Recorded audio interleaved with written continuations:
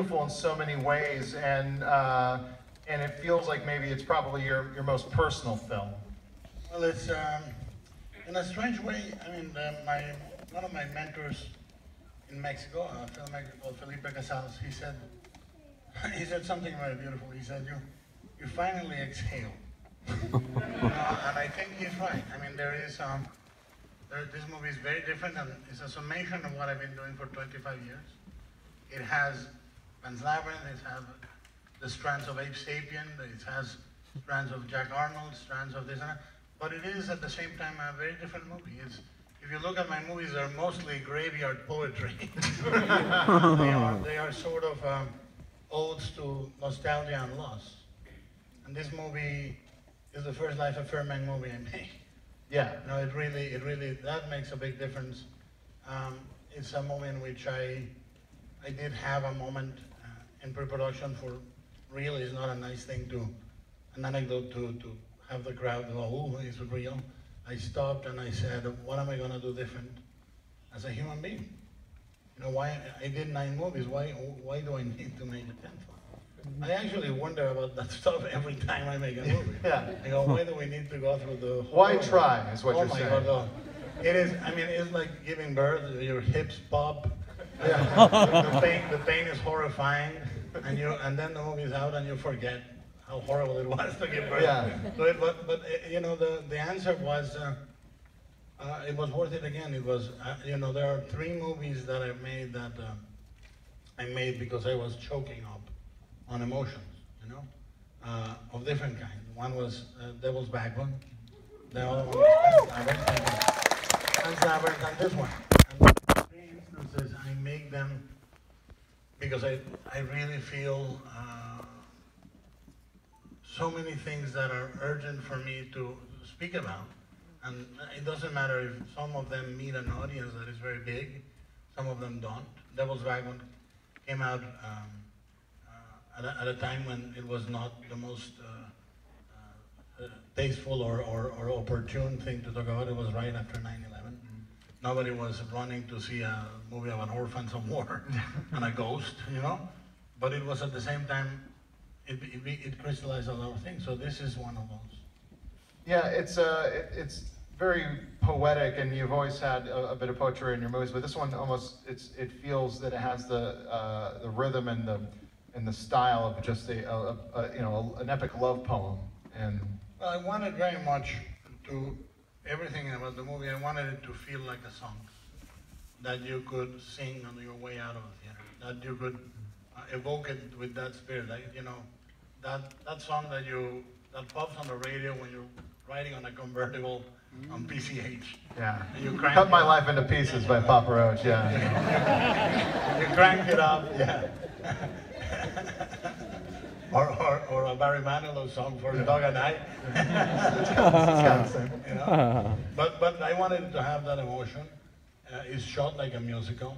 The movie obviously started when I was 6 years old, kneeling in front of a TV set and watching Creature from the Black Lagoon, which you're gonna see. So I've heard you say that before, that you were watching Creature from the Black Lagoon as a 6-year-old. Yeah. And was it really a 6-year-old you thinking that in the end, like you're like, I wish they fucked? No. No, because I didn't know what that was. Yeah. If I had known, I started thinking shortly thereafter, but not that I was still naive about the ways of the world. But I did feel almost a vertigo with the image you're gonna see where it swims underneath Julie Adams. I thought it was so beautiful. And I started drawing the creature obsessively as a kid. Eating ice cream in a double bicycle with Julie Adams. And I started, it is in fact my favorite monster suit ever made. Millicent Patrick, I think, did something there that was magical, you know? And it is in a strange way a very feminine, masculine creature. Millicent Patrick injected it with a beauty and a sensuality that, you don't see. You know, my favorite monsters are The Creature of Frankenstein by Jack Pierce, which is wonderful. the Gilman and the xenomorph that was designed by Giger, but they are so completely, I mean, the alien is as phallic as you can get. Yes, almost every part of it. It is, literally. The Jack Pierce makeup is basically a Catholic martyr. Yeah. You know, it's a martyr figure, the figure of a martyr in a church. And this has is such a beauty. There's such a beauty and sensuality. Yeah, and so did you feel that with your monster, like Doug was able to bring that sensuality to the, and that sounds silly when I say that, but it's like, is that something that you really felt Doug like could pull off? As opposed to like, it's like, you are like, you know, you have a slim stature, you know, but on top of that, like you did give a very, like you said, like it was a masculine, feminine kind of performance. It was very different. Like we did everything about it. Obviously, there are techniques that we essayed on Abe, on the Hellboy movies, technically, but we went at it, designing it took about 3 years, and the instructions and the labor, actor-director, was exactly the opposite of Abe.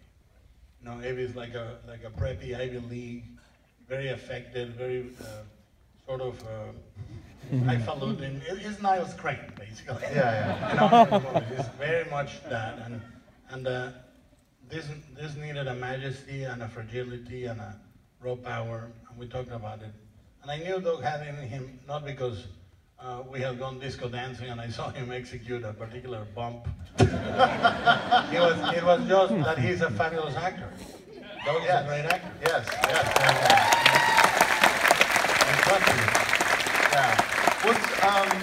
Doug, like, you know, from the movies you made with Guillermo, did you ever think that one day you would be, you know, the romantic lead in a romantic lead in a Guillermo del Toro movie? Was that something that, what was it when he came to you with this plan? I never thought I'd be a romantic lead in anyone's movie. So this was not even yours. You'd be like, no, unrealistic. If I wrote it myself, I wouldn't buy it. Yeah. But having done 7 projects with him, 6 movies and TV show, now, and 12 creatures within those projects, this one was different. This one was different, and it meant, I could tell it meant more to him personally, and it meant more to me personally. This story was involved love, like we've never told in one of your movies before that I was a part of. So, and to express that love story without uttering one word with my co-star Sally Hawkins. Sally Hawkins, was she not amazing?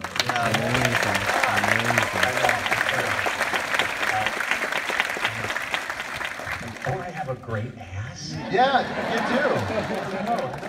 Also, don't be shy. These calves are fantastic. I know. Sounds cultural, though. I had to give it back when we were done. That's the problem.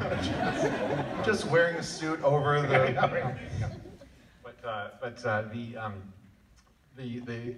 The gift that Guillermo gave us was rehearsal time ahead of time.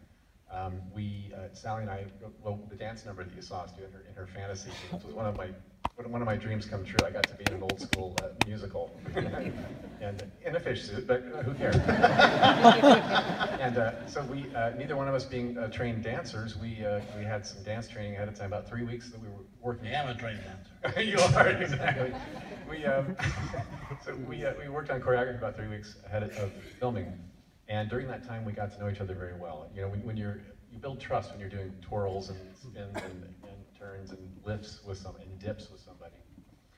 And during that time too, breaks, sitting on a dance floor with a mirror in front of us, just talking about life and love and our fears and our joys and giggling and even crying together. Sally and I got to know each other very well. So we could then translate that relationship, that trust, that really affection that we had for each other, and turn that into a nonverbal communication that involved that glance in the eyes, that touch of the hands, that understood each other. Yeah, definitely. It did definitely feel there was just like you guys had already known each other. That was, you know, which is always that really neat sign in any kind of love story where it's just like, oh, they've been together in some way, in some, you know, part of the timeline before. And so Guillermo, there was, you know, this feels like a classic movie. It just feels like it could be from any time. And so what are some of the old classic movies outside of, you know, Creature from the Black Lagoon that you kind of pull from. And Well, you show some of them in the TV. I didn't watch a single creature movie at all. I mean, when I say Creature from the Black Lagoon, I also think it's very, very important for me as a kid, which happens later, Creature Walks Among Us, because it's such a surreal, sad, aching, fringe, mad masterpiece, you know, in which you have the creature in one of the worst pajamas in the history of cinema, vaguely disoriented, in a very, basically surviving torture in the world of man. You know, I think it was very affecting to me as a kid, but you know, what I do is those things are in my DNA. I don't watch them again. I mean, I know them very well. I don't have to study them. I saw them 100 times growing up. No exaggeration. I mean, so what I watched for this movie were everything but. The movie is its own genre, you know? It was, and to me, the important authors that I was thinking of was Michael Powell, or, you know, I was thinking of Douglas Sirk. I was thinking of Stanley Donen. I was thinking of classical filmmakers, William Wyler.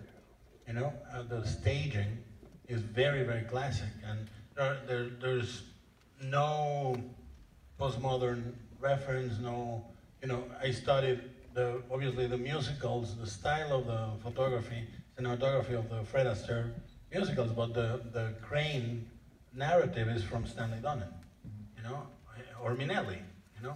So those are the movies I was watching in preparation for the movie. I was not watching anything with any creature.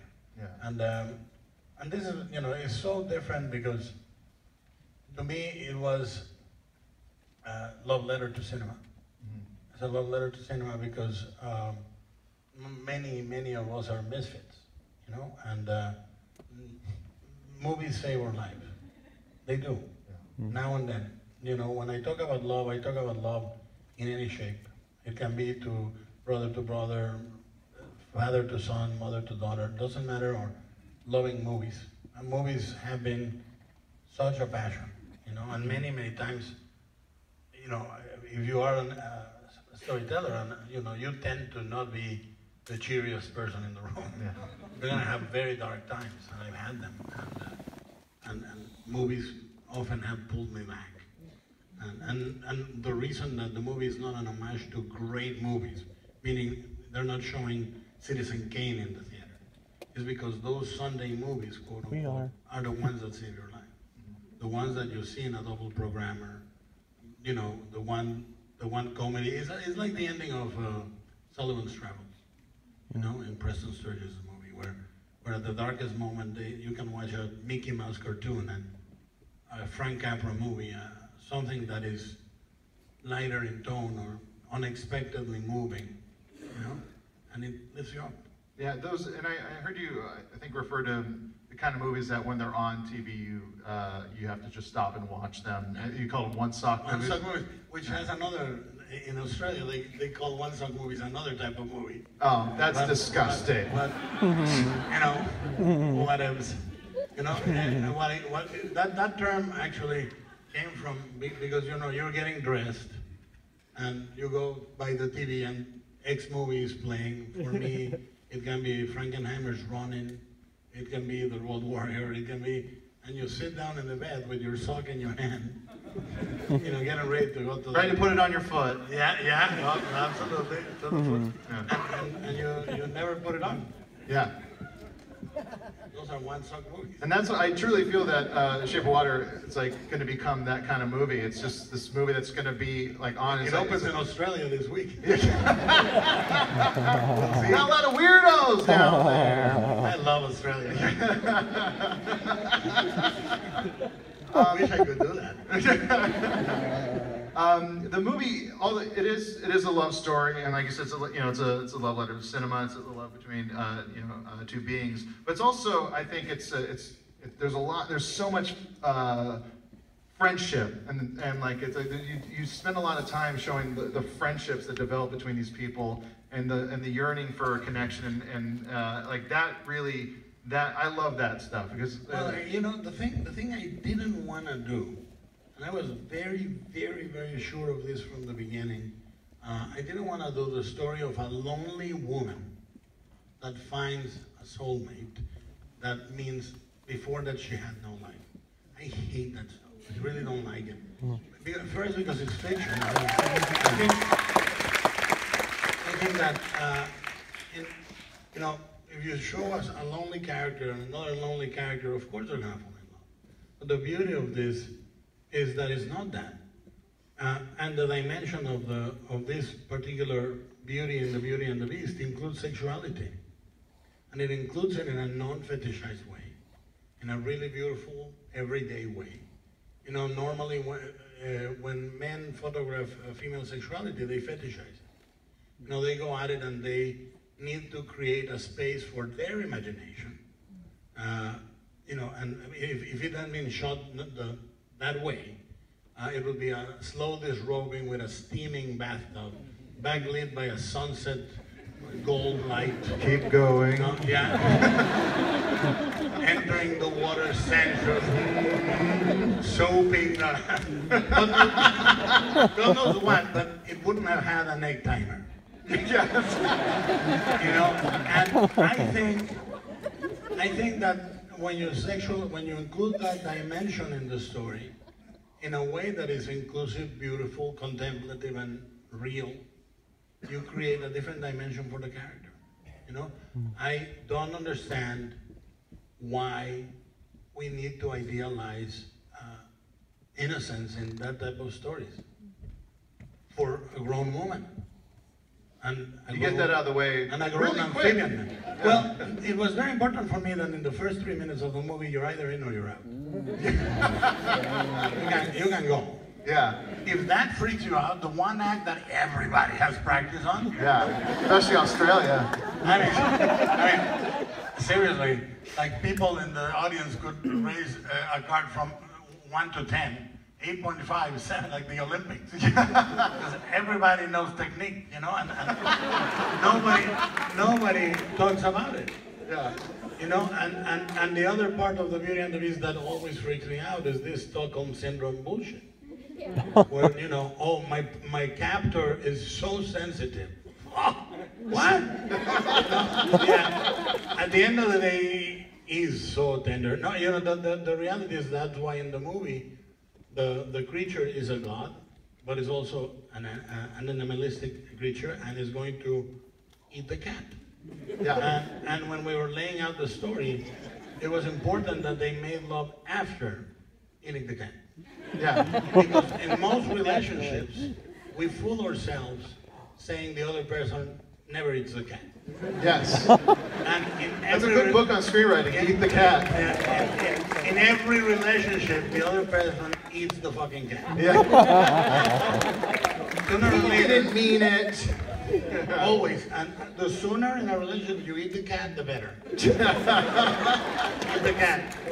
Show the flaws. Yeah, because you fall in love because of the flaws, not in spite of them. You know, and if you can take it, don't go there. You know, be frank. Say, look, thank you. Yeah. But, you know, don't stay expecting for that most horrible of fairy tale lore, which is transformation. I think that's horrifying. When everybody's expecting to someone, you kiss a frog, you're kissing a fucking frog. Don't expect the prince. One lady in the back. What?